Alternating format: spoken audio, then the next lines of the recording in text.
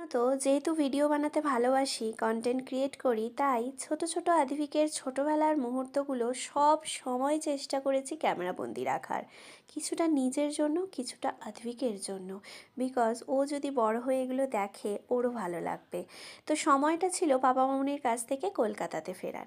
মনটা সবার অনেকটা খারাপ লেগেছিল, কারণ এই ছোট্ট আদিবিককে ছাড়তে কারোরই ইচ্ছে করছিল না।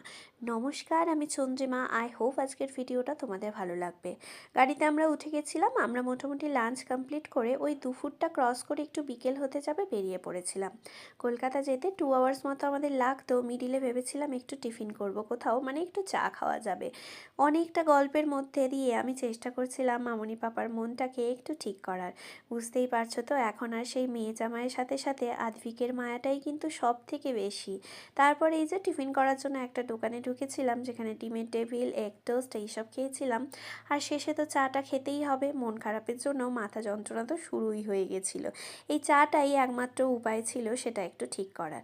আদিবিকে একটু মিল্কটা খাইয়ে দেওয়া হচ্ছিল। সন্ধে পথ এগোতে থাকতে আমরা যেন ফ্ল্যাটের দিকে এগোতে থাকছিলাম। দাদুর হাতটা ধরে দেখো, এই যে আদিবিক সুন্দর করে বসে আছে, যেন মনে হচ্ছে ছাড়বেই না হাত।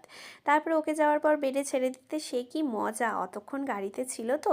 তারপর ফ্ল্যাটে পৌঁছে যাওয়ার পর মা কিছুটা ব্যবস্থা করেছিল পাপা মামুনির, বাট খাওয়ার ইচ্ছে আর ছিল না। ওই যে দাদুকে ছেড়ে যাচ্ছে, বললাম আবার দেখা হবে মামুনি, মন খারাপ করো না।